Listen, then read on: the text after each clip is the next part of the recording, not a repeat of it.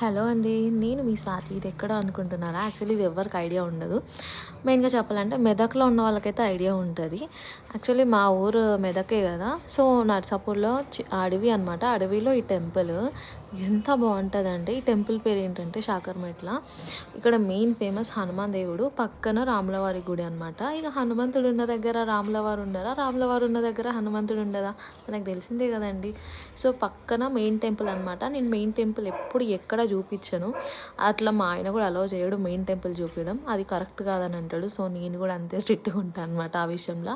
So, గుడి లోపలైతే రాముల వారు నార్మల్‌గా లేరండి. సీతమ్మ, రామయ్య, లక్ష్మణుడు అండ్ లోపల మాత్రం మొత్తం వాళ్ళ స్టోరీ చెక్కిరనమాట శిల్పాలతోని. ఎంత బావుందంటే మెయిన్ టెంపుల్ అక్కడ ఉన్నది కదా అదే. అండ్ ఇందులో మాత్రం సత్యనారాయణ వ్రతాలు చేస్తారంట. మెయిన్‌గా ట్యూస్‌డే అండ్ సాటర్‌డే సూపర్‌గుంటది. మీరు కూడా ఒకసారి